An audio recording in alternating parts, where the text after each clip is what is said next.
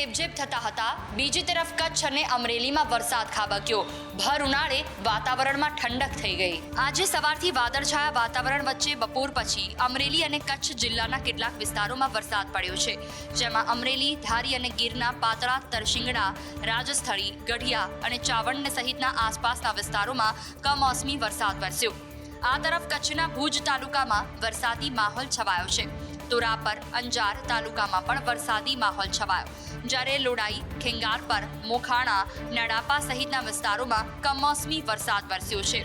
ગાજવીજ સાથે ભારે વરસાદ પડતા કચ્છના ખેડૂતો મૂંઝવણમાં મુકાઈ ગયા.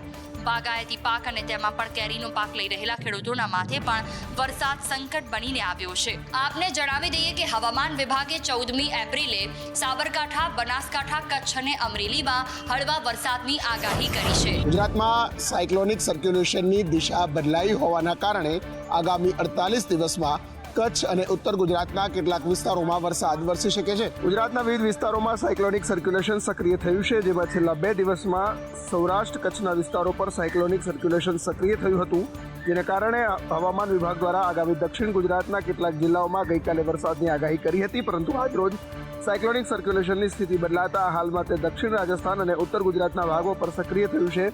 તેનાથી આગામી 48 કલાક દરમિયાન ઉત્તર ગુજરાતના વિવિધ જિલ્લાઓમાં હળવા વરસાદની સંભાવના છે.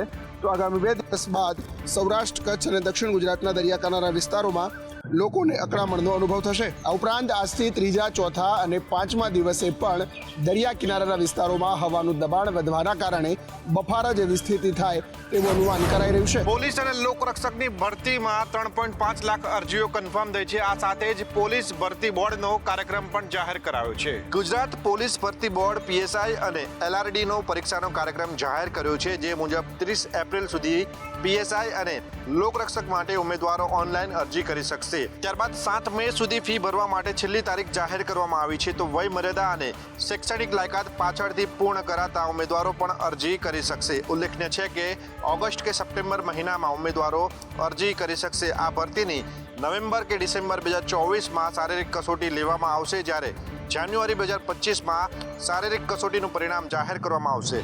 બિન હથિયારધારી PSIની લેખિત પરીક્ષા જાન્યુઆરી કે ફેબ્રુઆરી 2025માં યોજવામાં આવશે. તો લોકરક્ષકની લેખિત પરીક્ષા ફેબ્રુઆરી 2025માં યોજાશે, જેનું પરિણામ એપ્રિલ 2025માં જાહેર કરવામાં આવશે. ગુજરાત માધ્યમિક અને ઉચ્ચતર માધ્યમિક દ્વારા લેવાયેલી બોર્ડની પરીક્ષામાં વિદ્યાર્થીઓ ગેરરીતિ કરતા સામે આવ્યા હતા. જી હા, આ બોર્ડની પરીક્ષામાં 453 જેટલા કોપી કેસ નોંધાયા છે. GSEB દ્વારા લેવામાં આવેલી ધોરણ 10 અને 12ની પરીક્ષા દરમિયાન 453 વિદ્યાર્થીઓ ચોરી કરતા ઝડપાયા હતા, જેમાં 412 વિદ્યાર્થીઓ CCTVની ચકાસણી દરમિયાન ગેરરીતિ કરતા ઝડપાયા હતા, જ્યારે 41 વિદ્યાર્થી પર પરીક્ષા દરમિયાન સ્થળ પર કોપી કેસ નોંધાયા હતા. વિદ્યાર્થીઓ સામેની સુનાવણી મે મહિનામાં હાથ ધરવામાં આવશે તેવી વિગતો શિક્ષણ બોર્ડના સૂત્રો પાસેથી મળી છે.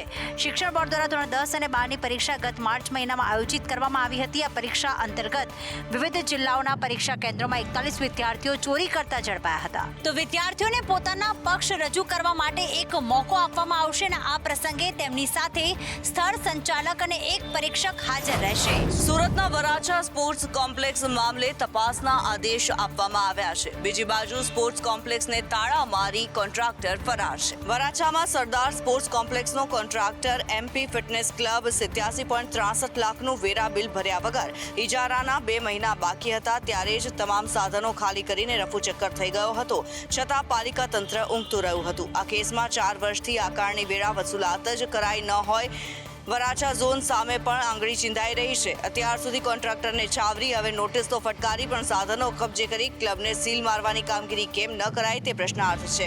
ઇજારદારને છટકબારી મળતા સાધનો સમેટી તે છૂ થઈ ગયો હતો.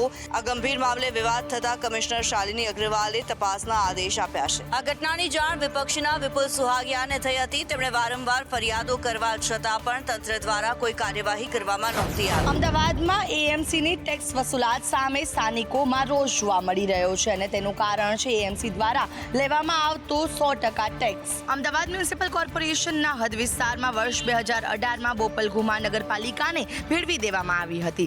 ત્યારે શરૂઆતમાં 3 વર્ષમાં બોપલ ઘુમા વિસ્તારની અંદર નાગરિકોને પ્રોપર્ટી ટેક્સમાં રાહત આપવામાં આવી હતી અને હવે નાગરિકોને પૂરો પ્રોપર્ટી ટેક્સ ચૂકવવો પડશે. તેની સામે સ્થાનિકોનો આક્ષેપ છે કે કોર્પોરેશન દ્વારા કંઈ પણ સુવિધા જોઈએ તે આપવામાં નથી આવતી. AMC અને ઓરડા સુવિધા માટે એકબીજાને ખો આપે છે. 3 વર્ષ દરમિયાન બોપલગુમામાં હજારો પ્રોપર્ટી ધારકોને પ્રોપર્ટી ટેક્સમાં રાહત આપવામાં આવી હતી, જેમાં બોપલગુમા પ્રોપર્ટી ટેક્સની અંદર વર્ષ 2021-22માં 75% વળતર અપાયું હતું, જ્યારે વર્ષ 2022-23માં 50% વળતર અપાયું હતું, જ્યારે વર્ષ 2023-24માં 25% વળતર અપાયું હતું. સ્થાનિકોનું કહેવું છે કે 100% ટેક્સ વસૂલાતની સામે સુવિધાના નામે મીંડું છે. પીવાના પાણીની કોઈ પણ વ્યવસ્થા નથી અને પાણીનો ટેક્સ ભરતા હોવા છતાં પણ બોરના પાણી પર નિર્ભર રહેવું પડે છે. અમદાવાદમાં વિકાસના કાર્યોમાં બેદરકારીના કારણે સમસ્યામાં વધારો થયો છે.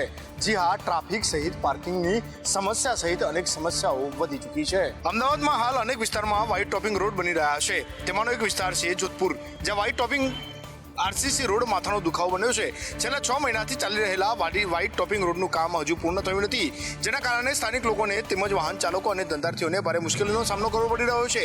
ત્યારે ગોકર ગતિની કામગીરીથી રહીશોમાં રોજ જોવા મળી રહ્યો છે. રોડનું કામ ચાલુ હોવાથી પીક અવર્સમાં ભારે ટ્રાફિક જામ જાય છે. ક્યારેક નાના મોટા અકસ્માત પણ થાય છે.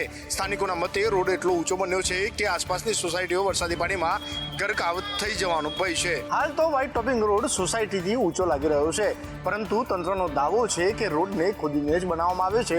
તેમ છતાં પણ કોઈ પણ પ્રકારની સમસ્યા રહી ગઈ છે તો તે પૂરી કરવામાં આવશે. સાંઢિયા પુલના કામમાં વધુ એક મુદ્દત પડી છે. રાજકોટમાં નવો 4 લેન બ્રિજ બનાવવા માટે જૂનો પુલ તોડવાની કામગીરી હવે મે મહિનામાં શરૂ થશે. રાજકોટના જામનગર રોડ પર આવેલા સાંઢિયા પુલને વાહન વ્યવહાર માટે જોખમી જાહેર કરવામાં આવ્યો હતો. ત્યારબાદ અનેક અંતરાયો પાર કરીને મનપા દ્વારા ચૂંટણીની આચારસંહિતા પૂર્વે નવા 4 લેન બ્રિજ માટેનું ખાતમુહૂર્ત મુખ્યમંત્રીના હસ્તે કરાવ્યું હતું. એપ્રિલ સુધીમાં નવા બ્રિજ માટેની કામગીરી શરૂ કરવામાં આવે તેવું જાહેર કરાયું હતું.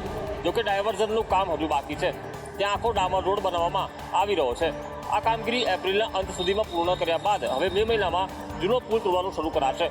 ડાયવર્ઝન માટે આપવામાં આવેલો આખો રસ્તો ડામર રોડ કરવાનો હોવાથી આ મહિનાના અંત સુધીમાં કામગીરી પૂર્ણ થાય તેવી શક્યતા છે. ડાયવર્ઝન રોડની કામગીરી પૂર્ણ થયા બાદ પુલ પરનો વાહન વ્યવહાર બંધ કરાશે અને ત્યારબાદ મે મહિનામાં પુલ તોડવાની કામગીરી હાથ ધરાશે. હીરા ઉદ્યોગમાં હાલમાં મંદીનો માહોલ છે.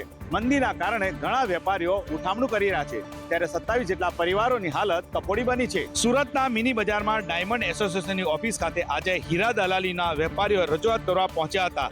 27 જેટલા દલાલે ધંધામાં નુકસાની કર્યા બાદ ડાયમંડ કંપનીને એડવાન્સ ચેક આપ્યા હતા અને ડાયમંડ એસોસિએશને મધ્યસ્થી કરીને ચૂકવણું કરી આપવામાં આવ્યું હતું.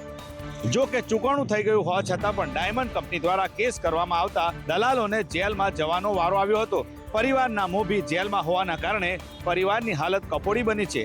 આજે આ તમામ પરિવારોએ આત્મહત્યા કરવા સુધીની સ્થિતિ હોવાનું જણાવ્યું હતું. હાલ તો આ મામલે ડાયમંડ એસોસિએશન દ્વારા કેસનો હલ કરવાનો પ્રયાસ કરવામાં આવી રહ્યો છે. ઉનાળાની કાળઝાળ ગરમીમાં મુસાફરોને મળશે એસીનો લાભ. જી હા, અમદાવાદના 3 નવા રૂટ પર ડબલ ડેકર બસ શરૂ થવા જઈ રહી છે. અમદાવાદ મ્યુનિસિપલ ટ્રાન્સપોર્ટ સર્વિસ દ્વારા શહેરમાં ડબલ ડેકર ઇલેક્ટ્રિક બસ ચલાવવાનો નિર્ણય કરવામાં આવ્યો હતો, જેમાં અગાઉ 4 બસ શરૂ કરવામાં આવી હતી. ત્યારબાદ વધુ 3 ડબલ ડેકર બસ આગામી સોમવારના રોજ નવા 3 રૂટ પર શરૂ કરવામાં આવશે. લાલ દરવાજા ટર્મિનસથી વકીલ સાહેબ બ્રિજ, ઇસનપુરથી રાણીપગામ અને વસરાલ ગામથી લાલ દરવાજા સુધી ડબલ ડેકર બસ દોડાવવામાં આવશે.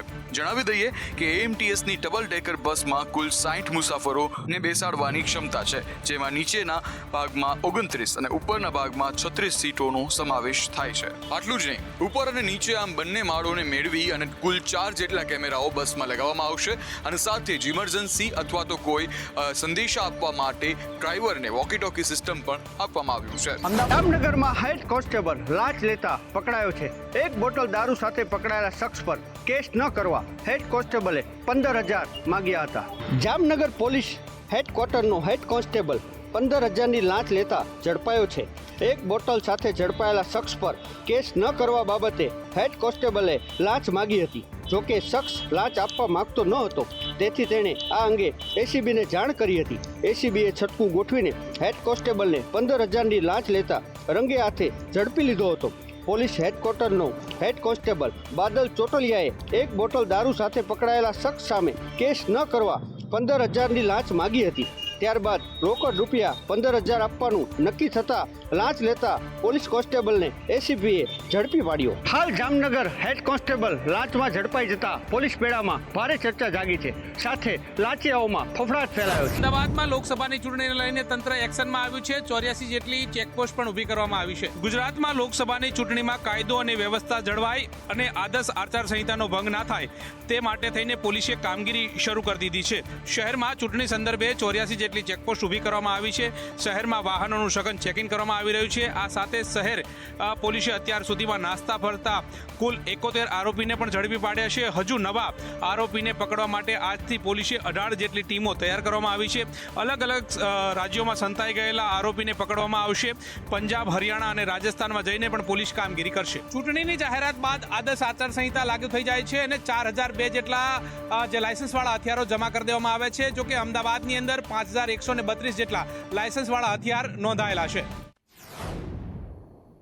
રાજ્યમાં કોંગ્રેસના ઉમેદવારો ક્યારે ફોર્મ ભરશે તેની વિગતો સામે આવી છે. શક્તિ પ્રદર્શન સાથે કોંગ્રેસના તમામ ઉમેદવારો પોતાનું ફોર્મ ભરવા માટે જશે.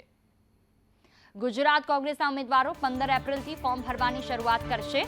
શક્તિ પ્રદર્શન સાથે કોંગ્રેસ ઉમેદવારો જિલ્લા સેન્ટર્સ પર ફોર્મ ભરશે. ફોર્મ ભરાવવા માટે પ્રદેશ નેતાઓ પણ જિલ્લા સેન્ટર્સ પર સાથે રહેશે. 15 એપ્રિલે બનાસકાંઠાના ઉમેદવાર જ્ઞાનીબેન ઠાકોર, સુરેન્દ્રનગરના ઋત્વિક મકવાણા, જામનગરના જેપી મારવિયા અને બારડોલીના સરદાર ચૌધરી ઉમેદવારી નોંધાવશે. જ્યારે કે 16 એપ્રિલે કચ્છના નિતેશ લાલન, સાબરકાંઠાના ડોક્ટર તુષાર ચૌધરી, ગાંધીનગરના સોનલ પટેલ, અમદાવાદ પશ્ચિમના ભરત મકવાણા, અમરેલીના જેનીબેન ઠુમ્મર, છોટાઉદેપુરના સુખરામ રાઠવા, વલસાડના અનંત પટેલ, પંચમહાલના ગુલાબસિંહ ચૌહાણ અને પોરબંદરના લલિત વસોયા ઉમેદવારી નોંધાવશે. આ સાથે 18 એપ્રિલે ચંદનજી ઠાકોર, જૂનાગઢના હીરાભાઈ જોટવા, આણંદના અમિત ચાવડા, ખેડાના કાળુસિંહ ડાભી, દાહોદના ઉમેદવાર પ્રભાબેન તાવિયાડ, વડોદરાના જસપાલસિંહ પઢિયાર, સુરતના નિલેશ કુંભાણ ફોર્મ ભરશે. તેમની સાથે શક્તિસિંહ ગોહિલ, જગદીશ ઠાકોર, ભરતસિંહ સોલંકી, પરેશ ધાનાણી સહિતના સિનિયર આગેવાનો ફોર્મ ભરાવવા માટે જશે. ડોક્ટર હેમાંગ જોશીએ શિક્ષણ સમિતિમાંથી રાજીનામું આપી દીધું છે. ડોક્ટર હેમાંગ જોશીએ નગર પ્રાથમિક શિક્ષણ સમિતિના ઉપાધ્યક્ષ પદેથી રાજીનામું ધરી દીધું. 2 વર્ષ પહેલા જ શિક્ષણ સમિતિમાં ઉપાધ્યક્ષ પદે ડોક્ટર હેમાંગ જોશીની વરણી થઈ હતી, પરંતુ હવે તેઓએ અંગત કારણોસર રાજીનામું આપ્યું છે અને રાજીનામા પત્રમાં તેઓએ એ ઉલ્લેખ પણ કર્યો છે. વડોદરા બેઠકના ઉમેદવાર જાહેર થયા બાદ તેઓએ નગર પ્રાથમિક શિક્ષણ સમિતિના ઉપાધ્યક્ષ પદેથી રાજીનામું આપ્યું છે. વડોદરામાં વિધાનસભા પેટા ચૂંટણી અને લોકસભા 2024ની ચૂંટણીની તૈયારીઓ પૂરજોશમાં ચાલી રહી છે. 2 મુખ્ય પાર્ટીઓ દ્વારા ઉમેદવારોના નામની જાહેરાત બાદ રંગેચંગે પ્રચાર કરવામાં આવી રહ્યા છે. ત્યારે ઓનલાઈન અને ઓફલાઈન 2 પ્રકારે પ્રચાર ધમધમી રહ્યો છે. ડોક્ટર હેમાંગ જોશી સોશિયલ મીડિયામાં ઘણા એક્ટિવ છે. તેઓ રોજબરોજના વિડીયો સોશિયલ મીડિયા ઉપર મૂકતા હોય છે. તાજેતરમાં જ તેમના માટે થઈને સોશિયલ મીડિયા ઇન્ફ્લુએન્સર મીટનું આયોજન પણ કરવામાં આવ્યું. લોકસભાની ચૂંટણી આવવાની સાથે ગુજરાતમાં રાજકીય ગરમાવો પણ વધી ગયો છે. કોંગ્રેસથી નારાજ હોવાની વાતને લઈને ધારાસભ્ય વિમલ ચુડાસમાએ કેટલીક સ્પષ્ટતાઓ કરી છે અને કહ્યું છે કે હું નારાજ નથી. પહેલા હું નારાજ હતો, પહેલા પણ નારાજ નહોતો, અત્યારે પણ નારાજ નથી, કારણ કે હું અને હીરાભાઈ સતત હારે ને હારે છે. અમે જે વેરાવળ તાલુકાના નેવું સોમનાથ વિધાનસભાનો કાલે આખો પ્રવાસ, જિલ્લા પંચાયત વાઇઝ પ્રવાસ પૂરો કરી લીધો.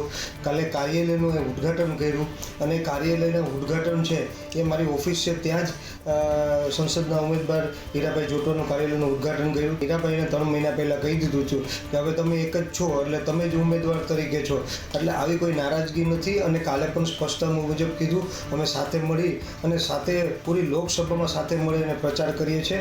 આ સાથે જ વિમલ ચુડાસમાએ કહ્યું કે હું હીરાભાઈની સાથે છું અને કોંગ્રેસની સાથે જ છું અને અમે સાથે મળીને પ્રચાર કરી રહ્યા છીએ. ઉલ્લેખનીય છે કે 2023થી હીરાભાઈ કોંગ્રેસના ઉપાધ્યક્ષ છે.